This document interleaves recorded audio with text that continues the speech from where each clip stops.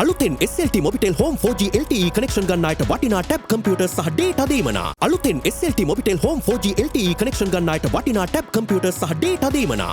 Comfort Moodien භාගයයි කලක් පවතින අලුත් පෙනුමයි.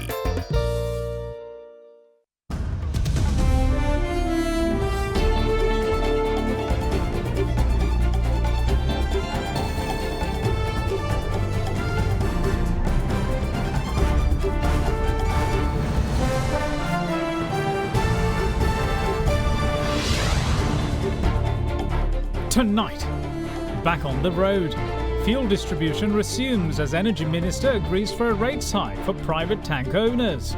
The Minister also rubbishes no fuel for cans claims. No dollars. The two prominent LPG companies halt distribution for domestic consumption. Address to the nation. President Gotabaya Rajapaksa says that a decision was made to work with the IMF. Beyond 46/1, Sri Lanka's strategy in Geneva explained. We decided to put forward 5 basic arguments. Meanwhile, another resolution might be in the pipelines. There were some signs because we were asked, can we come to a consensus resolution? All that and much more coming up on First at 9. This Wednesday, the 16th of March, 2022. Fair and Lovely will alut nama then Glow and Lovely. Fair and Lovely then Glow and Lovely. From AdaDerana, this is AdaDerana First at 9. Good evening, welcome to First at 9. I'm Dhammike Kanai. Now then, the fuel distribution across the island is expected to be normal by tomorrow, as Petroleum Private Tank Owners Association agreed to resume services from midday today. They withdrew from services, demanding a rates revision which reflects the increase in fuel prices. Meanwhile, with there being media reports of CPC instructing fuel stations to not serve consumers who seek to fill their cans and barrels, the Energy Minister stressed that no such directive has been given. At the moment, Sri Lanka is receiving continuous shipments of fuel essential for public transportation and other economic activities of the country. Yesterday, a 35,000 metric ton shipment of diesel arrived in Sri Lankan waters, while a petrol shipment of 20,000 metric tons reached the island today. Another diesel shipment of 38,000 metric tons is expected to arrive soon. In this backdrop, Petroleum Private Tanker Owners Association, which accounts for 70% of fuel transportation in the country, withdrew from service last midnight. They demanded that their rates too be revised in view of the recent fuel price hike by the Ceylon Petroleum Corporation. Further, they also seek a solution to fueling their own buses, saying that lengthy queues at refueling stations are making it difficult to get the diesel required to keep the buses on the road. With that being the case, Petroleum Private Tanker Owners Association met Subject Minister Gamini Lokuge this morning to discuss the issues. Following the talks, the association said that the discussions ended positively and that they will begin fuel distribution as usual from noon. අධික මිල වැඩිවීමක් ඉන්ධන වැඩි වුණා. ඒ වැඩිවීමට සාපේක්ෂව ඩොලරයේ මිල 130කින් විතර වැඩි වෙලා තියෙනවා. ඒ වැඩිවීමත් එක්ක අපි ඉල්ලීම කරේ මේ ව්‍යාපාරයට බලපාන සියලුම වියදම් සලකලා බලලා මිල සංශෝධනයක් කරන්න කියලා. ඉතින් එමුතුමා ඒකට එකඟ වුණා. එකඟ වෙලා අපිට මේ මාසේ අපිට 11 වෙනිදා තෙල් වැඩි වුණේ. ඉතින් අපි 14 වෙනිදා ඉඳන් දාවන කටයුතු පටන් අරන් තිබ්බා. ඒක නිසා 14 වෙනිදා ඉඳන් ඉන්ධන මිල වැඩිවීමට ගැලපුමක් කරලා මිල වැඩි කරන්න පොරොන්දු වුණා. ඊට පස්සේ ඉදිරි සති දෙක ඇතුළත අනෙකුත් මිල ගණන් ගැන සාකච්ඡා කරලා අපේ සංගමයේ සහ ඛනිජ තෙල් නීතිගත සංස්ථාව අතර සාකච්ඡාවක් තියලා අප්‍රේල් 1 වෙනිදා ඉඳන් අවශ්‍ය විදිහට වැඩි කරන්න එකඟ වුණා. 160කට ආසන්න ප්‍රමාණයකට වැඩි වෙයි. Further, the association also said that the Energy Minister has ordered fuel stations to give high priority to buses to ensure the uninterrupted fuel supply. Meanwhile, after the meeting with the Petroleum Private Tanker Owners Association, the Energy Minister gave assurance to the public that there will be no fuel shortages in the future. චෝත් අපිට දැන් තව තෙල් නැවුම් කීපයක් එන්න තියෙනවා. 20 වෙනිදා පස්සේ දිගටම තෙල් නැවුම් 10ක් විතර එන්න තියෙනවා ඉන්දියන් ණය ආධාරයට. ඒකම අපි උත්සාහ කරනවා බොර තෙල් කූඩ් ඔයිල් නැවුම් දෙකක් ගෙන්න ගන්න. එතකොට අපිට රිෆයිනරි ෆුල් ප්‍රොඩක්ෂන් යන්න පුළුවන් වෙනවා. එතකොට අපිට ලංකාවේ වමනාවෙන් 30ක් විතර රිෆයිනරි එකෙන් තෙල් ලබා ගන්න පුළුවන්. In the meantime, media reports came into circulation last evening that the Ceylon Petroleum Corporation has ordered fuel distributors to refrain from providing fuel to people who seek to fill cans and barrels. They allege that disciplinary action will also be initiated against distributors at fuel stations against whom complaints are received for violating the instructions of the CPC. This matter too was clarified by the Energy Minister. සාමාන්‍යයෙන් තෙල් බවුසරයක් බෙදුම් පොලක දවස් එකමාරක් දෙකක් තරවික තෙල් බවුසරයක් අද පැය 3කින් අවසන් වෙනවා. අද විශාල ව්‍යාපාරයක් බවට පත් වෙලා තියෙනවා. නිකන් ඉන්න කෑන් වලට තෙල් අරගෙන වැඩි විල්ට විකුණු ව්‍යාපාරයක් තියෙනවා. නමුත් අපිට ඒක එකපාර නවත්තන්න පුළුවන් කමක් නැහැ. තහනමක් නොකරත් අපිට කොළඹ දිස්ත්‍රික්කය තුල යම්කිසි කල්පනාවක් කරන්න සිද්ධ වෙලා තියෙනවා. ඒක පිළිබඳව අපි සාකච්ඡා කරලා පසුව දැනුම් දෙනවා. ඉතින් අපි කල්පනා කරන්නේ සියලු සෙට් වලට ඉන්ධන නිකුත් කරන්න පුළුවන් වුණොත් ඔය ඉල්ලුම ඉබේ නැති වෙලා යනවා. මොකද ඒ ඉල්ලුම අපි නවත්තන්න ගියොත් අපිට තව ප්‍රශ්න 3-4ක් එයි. විවිධ සමාගම් වල තියෙන ජෙනරේටර්ස්. ගෝයන් කපන උරුගේ ගෝයන් කපන මැෂින් ක්‍රියාත්මක කරන්න, ට්‍රැක්ටර් ක්‍රියාත්මක කරන්න. බැරි වෙලාවත් අපි ඒක නීතියක් දැම්මොත් ග්‍රාම සේවක සාතිකයේ ගේනවා. ඒ තවත් පොලිමකට යන්න සිද්ධ වෙනවා. The two leading LPG companies have suspended the distribution of domestic LPG cylinders, citing lack of stocks. They say that required foreign exchange is unavailable to pay for two vessels with stocks on board which are currently anchored in Sri Lankan waters. The supply of domestic gas is scarce at the moment. People are queuing at distribution centres in hopes of securing a full cylinder, but to no avail. To make matters worse, Litrogas and Lavs Gas PLC, the two largest suppliers of liquefied petroleum gas in Sri Lanka, announced that they have halted the distribution of cylinders for domestic use. The companies say that they too do not have adequate stocks for distribution for domestic use. As such, currently LP gas cylinders are being distributed only for commercial use. AdaDerana found out that $18,000 must be paid daily as late fees for each shipment of gas. With that being the case, approximately $360,000 must be paid for two shipments that are currently in Sri Lankan waters. However, some merchants are depriving the people with little LPG stocks that are available. The Consumer Affairs Authority found 369 gas cylinders of varying sizes at an outlet in Ahaliagoda. The officials immediately took measures to issue the gas cylinders to the people who had been queuing outside the premises. Meanwhile, another case of hoarding was revealed at a fuel station in Panadura. People who had been queuing for LP gas cylinders alleged that the employees of the station lied when they suddenly stopped issuing gas cylinders, saying they had run out of stocks. The people's frustrations boiled over and the situation became heated, with the police having to intervene. The police found unsold cylinders and ordered the station employees to issue them to the people. But during the process, some employees removed the plastic seal from cylinders to pass them off as used. The police had to intervene once more and resolve the matter. Now moving on with other local stories, Foreign Secretary Admiral Professor Jayanath Kolamage fears that another resolution on Sri Lanka is on the way at the United Nations Human Rights Council. He, however, says that the Sri Lankan delegation, which attended the 49th session of the UNHRC, got indications that the Council would prefer Sri Lanka to give the nod for a consensus resolution, which he believes would be suicidal.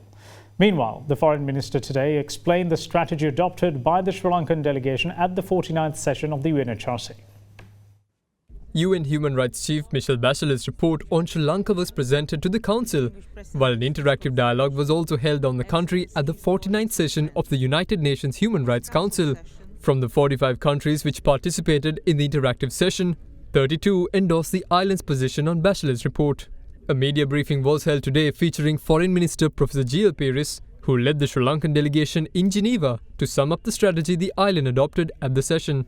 We decided to put forward 5 basic arguments. The first contention was this: look at the state of the contemporary world. We seem to be on the cusp of a very dangerous war. The refugee problem is deeply distressing. More than 2.5, almost 3 million people have become refugees. In that situation, does it make any sense whatsoever to devote this degree of time, attention, and energy to Sri Lanka? Does this make any sense at all? And if it is visibly and obviously disproportionate, then why is it happening? Has it anything to do with the well-being of the people of Sri Lanka? Or is it an initiative that is entirely driven by external factors? The fortunes of politics and politicians in other countries. Second point is this: the basic purpose of the interactive dialogue on Sri Lanka was to consider in depth the written report of High Commissioner for Human Rights, Michelle Bachelet, on our country. Now, even on a superficial examination of that report, it becomes quite evident that about 85% of the contents of the report have to do entirely, exclusively with the domestic affairs of this country. Constitutional reforms, the balance of power between the central government and provincial councils, the propriety or the impropriety of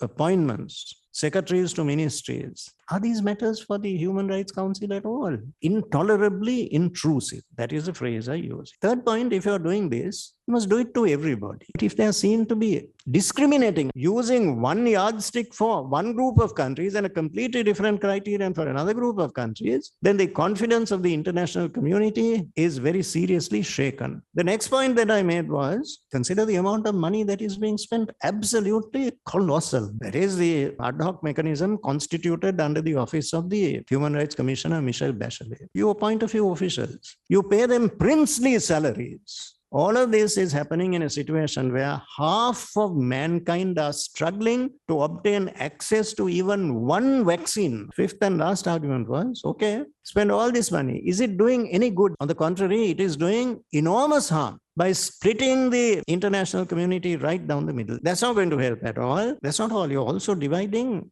opinion within this country. Reconciliation is all about unity, solidarity, bringing people together. That's not what all this is doing. Injecting acrimony, bitterness, anger, rubbing salt in old wounds. That's not helpful. That is doing irreparable harm. Meanwhile, on the trajectory forward on the matter, the foreign minister had this to say. We respect the United Nations system. We are members of it. We abide by the values of the UN system, by our voluntary commitments, by the obligations we have undertaken. But we shall not accept the legality or the validity of an ad hoc mechanism specifically established to target Sri Lanka, to pursue Sri Lanka in a very special way that is contrary to the culture, the law, the custom of the United Nations system. That we reject. Meanwhile, speaking at the President's Media Centre last evening, the Foreign Secretary, who was part of the Sri Lankan delegation which was in Geneva, said that another resolution on the island might well be on the way. The 46/1 resolution as of now is ending at the 51st session, that is September 2022. So thereafter what? There could be another resolution, we fear, because it will be based on the update given by the High Commissioner on the evidence gathering mechanism also. And also there were some signs, because we were asked, can we come to a consensus resolution so that there will not be a divided council by a vote? Because I think they fear that if there is a vote, when that unit is divided, it is not good for them, because it is not a unanimous decision. So whether it is another resolution by the so-called core group or whether there will be another resolution by additional countries, they expect us to come to a consensus resolution, but that could be sometimes suicidal also, because how do we tell our people that we have agreed to do this? But these are the options at the moment, and we need to study these conditions and prepare a roadmap with time frame. How do we prepare for the 51st session? In the meantime, the Foreign Minister has also expressed concerns over the travel advisory issued by the United Kingdom on Sri Lanka, saying that it results in the projection of a negative image of the country. The Foreign Ministry says that the Minister conveyed the concerns to the UK authorities at the highest level yesterday. The Minister has observed that the reference in the travel advisory to the likelihood of terrorist attacks in Sri Lanka and their indiscriminate nature is contrary to the ground reality when the country remains vibrant, secure and peaceful, welcoming visitors from all over the world. The Minister had cautioned that such inaccuracies in the travel advisory could exacerbate the prevailing economic vulnerabilities at a time when the country's tourism industry has just begun to revive itself consequent to the global pandemic, and when the country is most in need of foreign remittances to reinvigorate its economy. The Foreign Minister had called upon the UK authorities to positively revise the UK travel advisory on Sri Lanka to better reflect the practical realities in the country. Big 3. Now then, President Gotabaya Rajapaksa addressed the nation today, during which he called on the people to work with patience and in unity to face the ongoing difficult period. The head of state went on to say that after discussions with the International Monetary Fund's regional chief yesterday, the government decided to continue to work with the agency. ඔබගේ එදිනෙදා ජීවිතයට අත්‍යවශ්‍ය භාණ්ඩවල හිඟයක් සහ මිල වැඩිවීම ගැන මට හොඳින් වැටහෙනවා. පසුගිය මාස දෙක තුල මහජනතාව විඳි අනේක විද දුක්කම් කටළු ගැනත් මා ඉතා සංවේදී. ඒ ගැන කළ හැකි උපරිම දේ අප කළත් අපගේ පාලනයෙන් බැහැර හේතුන් නිසා එම තත්ත්වය තව දුරටත් පවතින බව මා දන්නවා. රුපියල නම්‍යශීලී ලෙස හැසිරීමට ඉඩ සැලසීමට පෙර තිබුණු තත්ත්වයට අනුව මේ අවුරුද්දේ අපේක්ෂිත අපනයන ආදායම ඩොලර් බිලියන 12ක්. පසුගිය මාස දෙකේ දත්ත අනුව මේ අවුරුද්දට ඩොලර් බිලියන 22ක ආනයන වියදමක් දරන්න වෙනවා.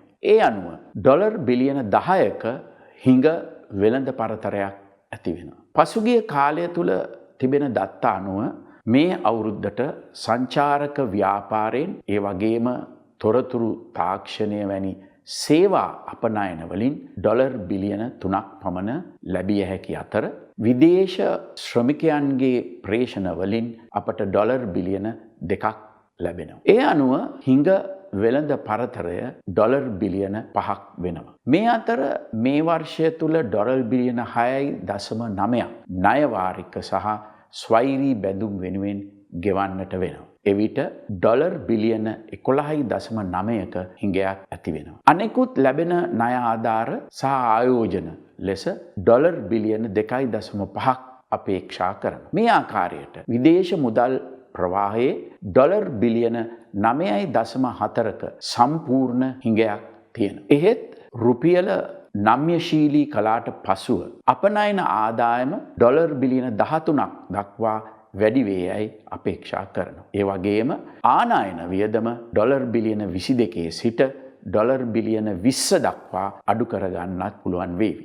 එසේ වුවහොත් වෙළඳ ශේෂ හිඟය ඩොලර් බිලියන 7 දක්වා අඩු කරගන්න පුළුවන්. අපි ඉලක්ක කරගත යුත්තේ එයයි.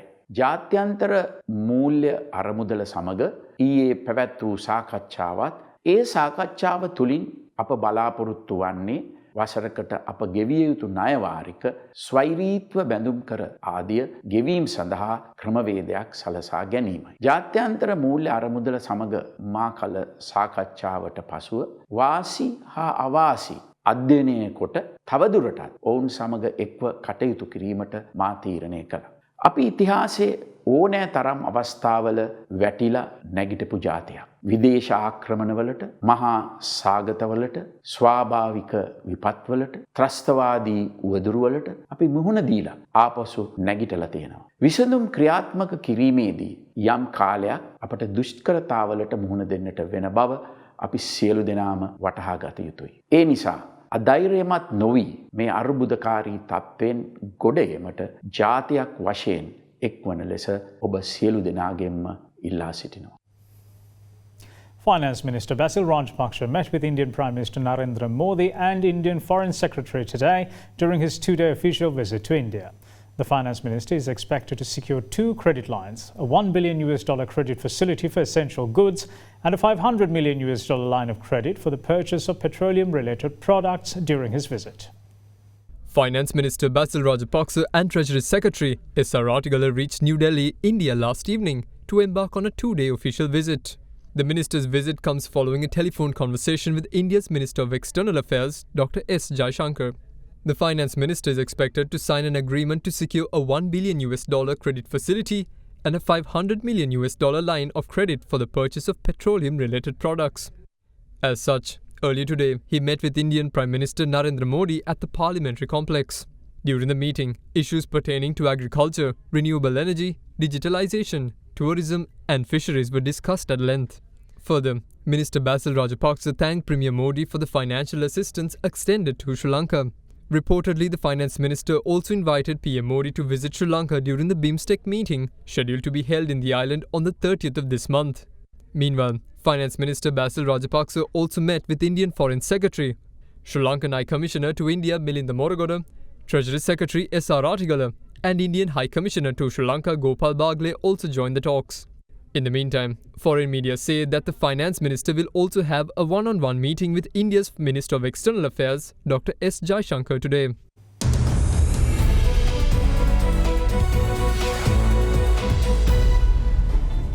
Welcome back. This is First at 9.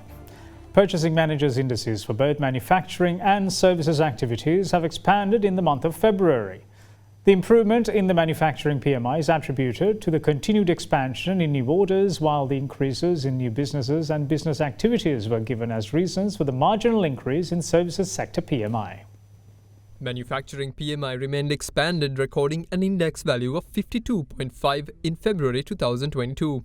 The central bank puts the improvement down to the continued expansion in new orders, but says that production, stock of purchases and employment declined in the month, while suppliers' delivery time lengthened on a month-on-month basis. In new orders, an expansion in the manufacture of food and beverage was seen in February 2022, ahead of the Sinhala and Tamil New Year season. However, the production declined on a month-on-month basis, especially in the manufacture of food and beverage, and textiles and wearing apparel sectors, following the seasonal pattern and due to supply-side constraints. Moreover, the stock of purchases declined due to supply-side impediments. Many respondents have said that it was difficult to acquire imported raw materials and packing materials due to delays in opening letters of credit. For the next 3 months, the central bank says that expectations for manufacturing activities remains at elevated levels, anticipating continuous improvements in economic condition locally and globally. In the meantime, the service sector PMI recorded an index value of 51.8 in February 2022, indicating a marginal growth across the sector. The central bank underpins this increase by the increases observed in new businesses, business activity, and expectations for sub-activity sub-indices. New businesses had risen at a slower pace in February compared to January 2022, particularly with the improvements observed in financial services, professional services, real estate, telecommunication, and transportation subsectors. The central bank notes that business activities continued to grow in February, even though at a slower pace, with the improvements observed in several subsectors. But notably, business activities related to wholesale and retail trade subsectors had deteriorated during the month. Employment had also fallen slightly in February for the first time after 3 months of increase due to retirements and increasing number of resignations. Expectations for business activities for the next 3 months improved in February, yet at a much slower pace as wholesale and retail subsectors expects their business outlooks to deteriorate due to cost pressures and supply shortages following the float of the exchange rate and the imposition of import restrictions. Further, the uncertainties linked with fuel, electricity and LP gas supplies are also negatively affecting most of the subsectors. An energy expert says that there is a global shortage of diesel as well as crude oil due to the ongoing crisis in Europe. But the claim comes at the heels of price of crude dropping below $100 a barrel after going as high as $130 earlier this month. Following Russia's invasion on Ukraine, the price of a barrel of crude oil surpassed the $100 mark for the first time since 2014. Further, the barrel also hit a 14-year high of $130 on the 6th of this month. 10 days later, the price dropped below $100 for the first time since the 23rd of February and is now around $98. But there was no guarantees that the price will stay below $100 a barrel, especially owing to the conflict in Europe. Inventories are very, very low, and that's a problem. So we have low crude stocks around the world. We also have very low diesel stocks around the world, and that's very important. While it may not get as much focus as crude oil, diesel is the engine of the global economy. So when you have low diesel stocks, this is particularly problematic. Meanwhile, the fuel stocks in Europe fell by 8% to 35 million barrels below the pre-pandemic 5-year average at the lowest level since 2008. Meanwhile, according to the US Energy Information Administration, distillate fuel oil inventories in the US fell by 21% to 30 million barrels that were below the pre-pandemic 5-year seasonal average and at the lowest level since 2005. End of the last week, the US national average for a gallon of regular gasoline rose continuously amid the conflict between Russia and Ukraine, hitting a fresh record high of $4.43. The national average gas price jumped 79 cents over the past 2 weeks, representing an increase of 22%. The international energy market has been stricken with crude oil prices soaring amid the ongoing Russia-Ukraine conflict. Now then, the all-share price index of the Colombo Stock Exchange ended lower today, down by 61.75 points to end at 10,222.55. The S&P SL20 of more liquid stocks, however, rose by 9.23 points to end at 3,524.06. The share volume was 117,341,952. The market turnover this time was 2.9 billion rupees.